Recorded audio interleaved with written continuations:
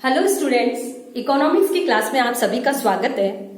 आज के वीडियो में हम प्रतिदर्श चयन की अदेय या अयादृच्छिक विधियों का अध्ययन करेंगे। इससे पहले वाले वीडियो में हम यादृच्छिक प्रतिदर्श विधियां या हम यूं कह सकते हैं देव प्रतिदर्श विधियां पढ़ चुके हैं, जिसमें हमने लॉटरी विधि और टिप्पेट की जो देव सारणियां बनी हुई है उसकी सहायता से प्रतिदर्श का चुनाव कैसे करते हैं ये पढ़ लिया था। आज हम पढ़ेंगे अयादृच्छिक या अदेय न्यायादर्श का चुनाव कैसे करें, या जिसमें हम कहें कि जिसमें भगवान की मर्जी नहीं चलती, ऐसी कौन सी विधियां हैं जिनकी सहायता से हम अपने सैंपल का चुनाव कर सकते हैं। तो ऐसी 5 विधियां हैं। उनमें सबसे पहली विधि यदि हम कहें तो सविचार प्रतिदर्श। इसके लिए पहली विधि है सविचार प्रतिदर्श।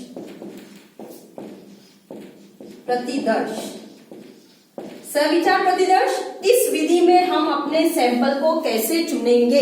नाम से स्पष्ट देखिए, सविचार यानी विचार पूर्वक एक अनुसंधानकर्ता जब स्वयं अपने निर्णय से या स्वयं अपना विचार करके समग्र की विभिन्न इकाइयों में से कोई सैंपल का चुनाव कर लेता है तो उसको हम कहते हैं सविचार प्रतिदर्श विधि। इसमें क्या होगा, जो अनुसंधान करेगा उसके विचार में उसे जो ठीक लगेगा कि इन इकाइयों को न्यायादर्श में या प्रतिदर्श में शामिल करना ठीक है, वो उन इकाइयों को न्यायादर्श में चयनित कर लेगा और उसके आधार पर अपने निर्णय और निष्कर्ष बताने का काम करेगा।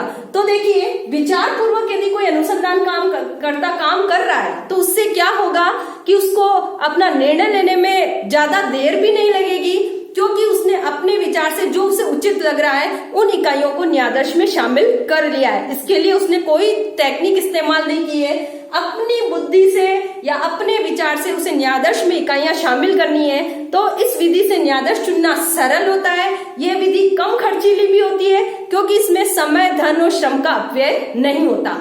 लेकिन इस विधि का यदि हम एक बड़ा दोष देखें तो इस विधि के अंदर क्या है, पक्षपात की संभावनाएं बनी रहती है। यदि अनुसंधानकर्ता पक्षपात कर लेता है, यानी वो जो इकाइयों को चाहता है उन्हीं को न्यायादर्श में शामिल करता है, तो इस विधि से यदि हम अपने निर्णय और निष्कर्ष बताते हैं तो उन निर्णय और निष्कर्ष के गलत होने की संभावनाएं बनी रहती है। तो सविचार प्रतिदर्श में अनुसंधानकर्ता अपनी बुद्धि और विचार से न्यायादर्श में शामिल करने वाली इकाइयों का चयन कर लेता है। उसे जितनी इकाइयों का चुनाव करना है वो कर लेगा। लेकिन इस विधि का सबसे बड़ा दोष यही है कि इसमें पक्षपात की संभावनाएं बनी रहती है और पक्षपात के आधार पर चुना गया न्यायादर्श हमें गलत परिणाम प्रदान करने की उसमें रहता है।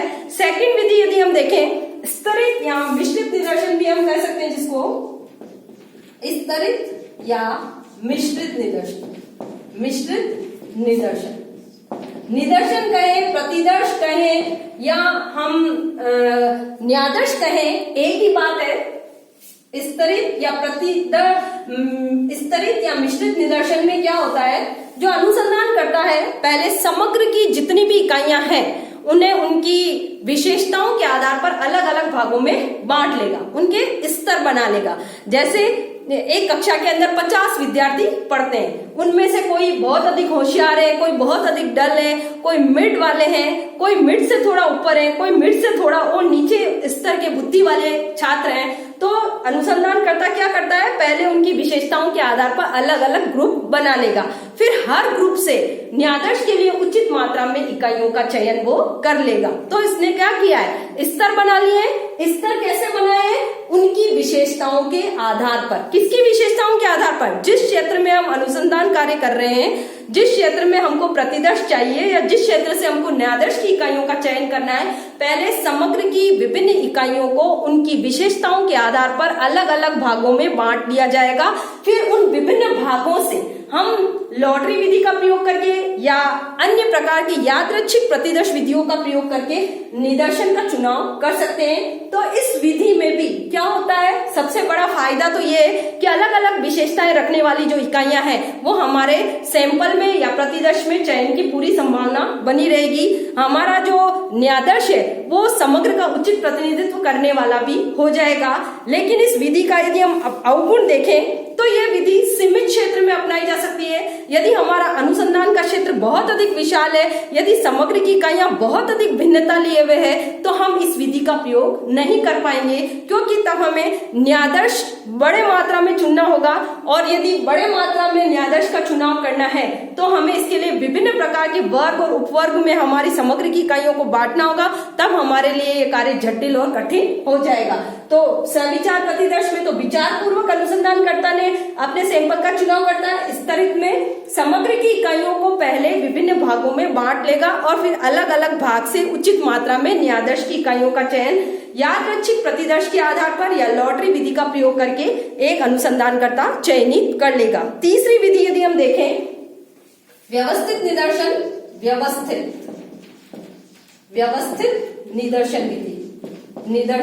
विधि।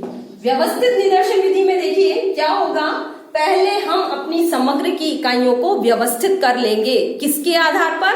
या तो हम उन्हें कोई क्रम संख्या दे देते हैं, या फिर हम उनका भौगोलिक आधार पर, या फिर हम उनका संख्यात्मक आधार पर, या अन्य किसी वर्णनात्मक आधार पर विभाजन कर देंगे। ऐसा विभाजन करने के बाद हम उनमें से हर इकाई से हमें जितने भी व्यवस्थित आधार पर हम चुनाव करेंगे। जैसे मैं कहूं एक कक्षा में 30 विद्यार्थी पढ़ते हैं और उनमें से मुझे 3 को न्यायादर्श इकाइयों में शामिल करना है। जैसे मैंने अपनी पहली स्टार्टिंग 5 से की है, तो दूसरी स्टार्टिंग दूसरा वाला जो मैं लूंगी वो मैं 15 वाला लूंगी, और तीसरा वाला जो न्यायादर्श लूंगी मैं 25 वाला नंबर वाला ले लूंगी। तो मैंने क्या किया है, इस व्यवस्थित निदर्शन विधि में पहले समग्र की विभिन्न इकाइयों को या तो संख्या के आधार पर, या उनकी वर्णनात्मक विशेषताओं के आधार पर, या उनकी भौगोलिक विशेषताओं के आधार पर हमने अलग अलग भागों में बांट लिया है। और फिर हम उनको एक व्यवस्थित क्रम से, हम उनकी एक व्यवस्था से, या हम कह सकते हैं एक निश्चित क्रम के आधार पर हम उनमें से न्यायादर्श की इकाइयों का चयन कर लेंगे। तो व्यवस्थित निदर्शन विधि भी सरल है, इसके आधार पर हमारा प्रतिदर्श चुनाव करना आसानी से हो जाता है। इस प्रणाली के अंदर पक्षपात की संभावना भी नहीं रहती। जैसे पहले 5 नंबर वाले अंक का चयन किया, उसके बाद मुझे 3 ही इकाइयां चाहिए, तो मैं उसके आगे आने वाले 15वें नंबर और 25वें नंबर का चुनाव कर रही हूं, तो इसमें किसी प्रकार की पक्षपात की संभावना नहीं रहती। लेकिन इस विधि का एक बड़ा दोष यह है कि इसमें समग्र में से हम जो इकाइयों का चयन करते हैं वो अलग अलग प्रकार की विशेषताओं का प्रतिनिधित्व कर पा रही है या नहीं, इसमें हमारा संदेह बना रहता है। हो सकता है समान विशेषताएं वाली जो इकाइयां हैं वो प्रतिदर्श में शामिल हो जाए और हमारा जो समग्र है उसका वो उचित प्रतिनिधित्व न कर पाए। तो इस विधि से न्यायादर्श का चुनाव करना अधिक उचित प्रतीत नहीं होता, क्योंकि इस विधि में जो हमारा चुना जाने वाला न्यायाधीश है वो समग्र का उचित प्रतिनिधित्व कर पाएगा या नहीं, ये संदेह की स्थिति हमेशा बनी रहती है। उसके बाद देखिए कोटा या अभ्यंश विधि। कोटा या अभ्यंश विधि, अभ्यंश नहीं होता है भाग, कोटा या अभ्यंश विधि। इस विधि में क्या होता है, सबसे पहले हम समग्र की इकाइयों को उनकी अलग अलग विशेषताओं के आधार पर अलग अलग भागों में बांट देते हैं।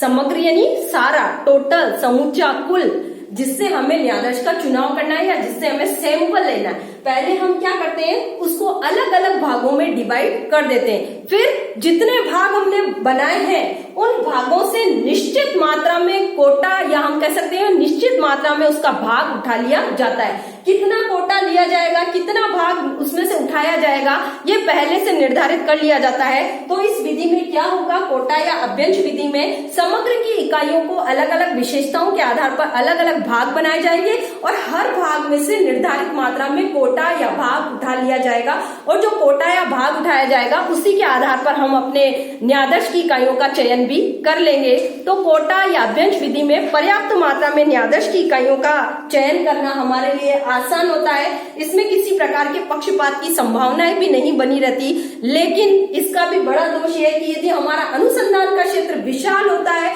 या अनुसंधान का क्षेत्र बड़ा है तो हमें कोटा या अभ्यंश विधि से हमारा सैंपल या हम यूं कह सकते हैं प्रतिदर्श और न्यायाधीश चुनाव करने में थोड़ी कठिनाई होती है। नेक्स्ट है सुविधानुसार प्रतिदर्श। 5वां सुविधानुसार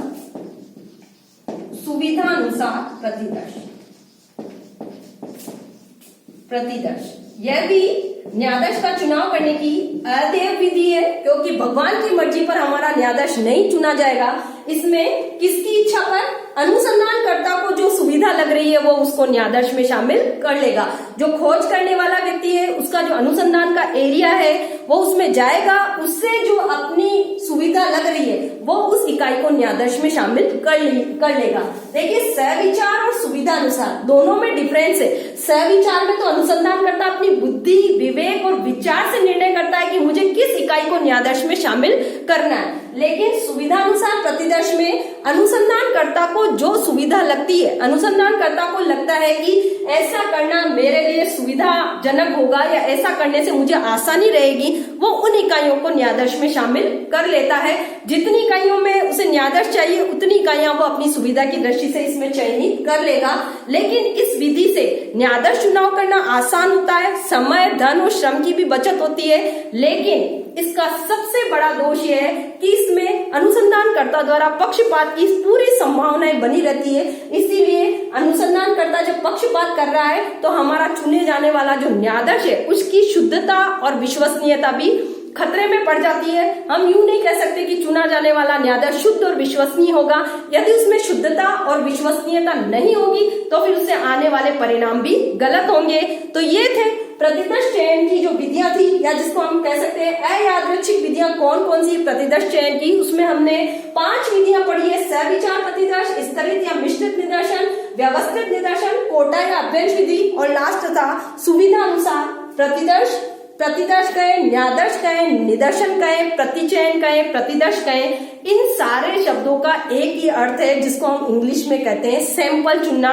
तो सैंपल मेथड के अंदर हम सैंपल का चुनाव करके समग्र के बारे में निष्कर्ष बताते हैं। अब उस सैंपल चयन पर हमारी उस विधि की सफलता निर्भर करती है। पिछले वीडियो में हमने उसके लिए देव विधियां कौन कौन सी है, लॉटरी विधि और टिप्पेट की देव सारणियां। इस वीडियो में हमने पढ़ा कि कौन कौन सी अदैव विधियां जिनकी सहायता से हम अपने प्रतिदर्श या न्यायाधीश का चुनाव कर सकते हैं। इसी के साथ इस चैप्टर में हमारा जो अगला टॉपिक है, सगणना विधि और न्यायाधीश विधि में अंतर क्या है। देखिए, सगणना विधि और न्यायाधीश विधि पढ़ी हमने अनुसंधान की इस टेक्निक में। सगणना विधि में समग्र की जब सभी इकाइयों का अध्ययन किया जा रहा है, निदर्शन या प्रतिदर्श विधि में हम चुनी हुई इकाइयों के आधार पर समग्र के बारे में अपने निर्णय और निष्कर्ष बताते हैं। तो अगला जो टॉपिक है हमारा, डिफरेंस क्या है सगणना विधि और न्यायाधीश विधि में। सगणना कहें, जनगणना कहें, एक ही बात है। समग्र की सभी इकाइयां इसमें पढ़ी जाती है। और निदर्शन विधि में, निदर्शन विधि में अंतर। दोनों विधियां आप पढ़ चुके हैं और दोनों ही विधियों को पढ़ने के बाद अंतर आपको खुद को ही आने चाहिए। और यदि नहीं आ रहे तो चूंकि हमारे पाठ्यक्रम की विषय वस्तु में ये डिफरेंसेस भी हैं, तो हम एक एक करके इनके डिफरेंस को देख लेंगे। सबसे पहला डिफरेंस तो यदि हम देखें तो सगणना विधि जो है उसके अंदर समग्र की सभी मदों का अध्ययन किया जाता है। तो हम कह सकते हैं समग्र की सभी मदों का अध्ययन, समग्र की सभी मदों का अध्ययन इसमें होगा। मदों का अध्ययन, परिभाषा के आधार पर इनका डिफरेंस कर रहे हैं हम ये। इसके अंदर क्या होगा, चुनी हुई इकाइयों के आधार पर, चुनी हुई इकाइयों के आधार पर समग्र के बारे में निष्कर्ष बताए जाएंगे। इकाइयों के आधार पर समग्र के बारे में निष्कर्ष, समग्र के निष्कर्ष निकाले जाते हैं। सैंपल चुन लेते हैं हम, सैंपल को देखकर निर्णय करते हैं कि हमारा जो टोटल एरिया है उसकी क्या स्थिति होगी या टोटल क्षेत्र है उसके बारे हम अपनी क्या बात कर सकते हैं। तो देखिए, इसके अंदर सेकंड जो डिफरेंस यदि हम देखें तो वो है उपयुक्तता के लिए। दूसरा डिफरेंस उपयुक्तता के आधार पर करें हम, सगणना विधि अधिक उपयुक्त है। यह विधि अधिक उपयुक्त है क्योंकि इसके अंदर समग्र की सभी इकाइयों का अध्ययन किया जाता है। यह अपेक्षाकृत कम उपयुक्त होती है। जहां अनुसंधान का क्षेत्र बड़ा हो वहीं हम इस विधि को प्रयोग में लेना चाहिए। इसकी उपयुक्तता सीमित क्षेत्र के लिए सगणना विधि की तो, और निदर्शन विधि की उपयुक्तता बड़े अनुसंधान के लिए, बड़े अनुसंधान के लिए उपयुक्त है। बड़े अनुसंधान के लिए उपयुक्त। फिर नेक्स्ट डिफरेंस हम देखें, पहला डिफरेंस तो हमने परिभाषा के आधार पर किया है, दूसरा यदि डिफरेंस हमने किया है तो कहाँ उपयुक्त रहती है सैगणना विधि सीमित क्षेत्र में अनुसंधान कार्य करने के लिए। यदि हमारा अनुसंधान का क्षेत्र छोटा है तो हम हर एक इकाई को पढ़ पाएंगे, और यदि हम हर एक इकाई को पढ़कर निष्कर्ष और निर्णय बता रहे हैं तो सीमित क्षेत्र में ही संभव है। तो सैगणना विधि सीमित क्षेत्र के लिए उपयुक्त है, और निदर्शन विधि बड़े क्षेत्र में अनुसंधान करने के लिए हम इसको प्रयोग में ले सकते हैं। तीसरा जो अंतर है, हम इसकी शुद्धता के आधार पर कर सकते हैं। सैगणना विधि से प्राप्त होने वाले परिणाम शुद्धता लिए हुए रहते हैं, क्योंकि इसमें समग्र की सभी इकाइयों का अध्ययन हम करते हैं। समग्र की सभी इकाइयों का अध्ययन करके कोई निर्णय और निष्कर्ष बताए जा रहे हैं तो उसमें शुद्धता भी होगी और उसके अंदर विश्वसनीयता भी होगी। तो शुद्धता व विश्वसनीयता पाई जाती है, विश्वसनीयता। और जो प्रतिदर्श विधि है उसके अंदर प्राप्त होने वाले परिणाम हमारे सैंपल चयन पर निर्भर करते हैं, तो अपेक्षाकृत कम शुद्ध होती है, ये कम शुद्धता पाई जाती है। कम शुद्धता और विश्वसनीयता हम कह सकते हैं कि इस विधि के परिणाम इसके सैंपल चयन पर निर्भर करते हैं कि सैंपल का चयन सही किया गया है तो परिणाम अधिक शुद्ध होंगे, और यदि सैंपल का चयन गलत तरीके से कर लिया गया है तो हमारे परिणाम अपेक्षाकृत कम शुद्ध होंगे। तो तीन डिफरेंस देखे हमने अभी तक। समग्र की सभी मदों का अध्ययन होता है सैगणना विधि में। निदर्शन विधि में चुनी हुई इकाइयों के आधार पर हम समग्र के बारे में निष्कर्ष बताते हैं। सैगणना विधि सीमित क्षेत्र में अनुसंधान के लिए उपयुक्त है, और निदर्शन विधि बड़े अनुसंधान के लिए उपयुक्त मानी जाती है। तीसरा डिफरेंस, ये शुद्ध और विश्वसनीय है सैगणना विधि। सभी इकाइयों को पढ़ रहे हैं कहीं और उनके आधार पर निर्णय और निष्कर्ष बता रहे हैं तो वो चीज शुद्ध भी होगी और विश्वसनीय भी होगी। अपेक्षाकृत कम शुद्ध होती है निदर्शन विधि, क्योंकि इसकी सफलता या इसकी शुद्धता इसके न्यायादर्श पर निर्भर करती है या इसके प्रतिदर्श पर निर्भर करती है। अगला जो डिफरेंस है इनका, चौथा डिफरेंस यदि हम देखें तो लागत के आधार पर हम इनका डिफरेंस कर सकते हैं। चौथा डिफरेंस लागत के आधार पर करें तो सैगणना विधि अपेक्षाकृत अधिक खर्चीली है, क्योंकि इसमें क्या होती है, समय, धन और श्रम की अधिक जरूरत होती है। समय, धन व श्रम की अधिक लागत, श्रम की अधिक लागत आती है, अधिक लागत। समय, धन और श्रम बहुत अधिक खर्च होता है, क्योंकि अनुसंधान के अंदर हम हर एक इकाई का अध्ययन करते हैं, और जब हर इकाई का अध्ययन किया जा रहा है तो समय भी लगेगा, धन भी लगेगा और आपका श्रम भी लगेगा। अब इस विधि का अंदर क्या होगा, कम लागत वाली है, ये कम लागत आती है, इसमें कम लागत, क्योंकि इसमें समग्र की सभी इकाइयों को नहीं पढ़ा जाता, केवल प्रतिदर्श चयन के आधार पर समग्र के बारे में निष्कर्ष निकालते हैं। तो अपेक्षाकृत कम समय, धन और श्रम में भी हम अपना कार्य पूरा कर सकते हैं। तो लागत के आधार पर भी दोनों विधियों का डिफरेंस है। उसके बाद में देखिए मदों का स्वरूप, इसके आधार पर भी हम इनका डिफरेंस कर सकते हैं। सैगणना विधि कब उपयुक्त रहती है पढ़ने के लिए, जब समग्र की सभी इकाइयां वी जाती है, वी जातीय इकाइयां हैं, वी जातीय, वी जातीय इकाइयों के अध्ययन के लिए उपयुक्त है, ये अध्ययन में उपयोगी, क्योंकि तब हमें हर एक इकाई का अलग अलग रूप में अध्ययन करना होगा। और इस विधि का प्रयोग हम कब कर सकते हैं, निदर्शन विधि का, जब समग्र की अधिकांश इकाइयां सहजातीय हो, समग्र की अधिकांश इकाइयां सहजातीय हो, अधिकांश इकाइयां, या मदे भी कह सकते हैं हम, सहजातीय हो तो क्या होगा, सभी का अध्ययन करना जरूरी नहीं है, चुनी हुई इकाइयों का अध्ययन कर लीजिए और बाकी के बारे में निष्कर्ष बता दीजिए। जब सभी इकाइयां या सभी मदें सहजातीय प्रकार की है तो निदर्शन विधि आप प्रयोग में ले सकते हैं, और यदि वे विजातीय प्रकार की है तो सैगणना विधि का प्रयोग करके हमें अपने निर्णय और निष्कर्ष बताने में उचित रहता है।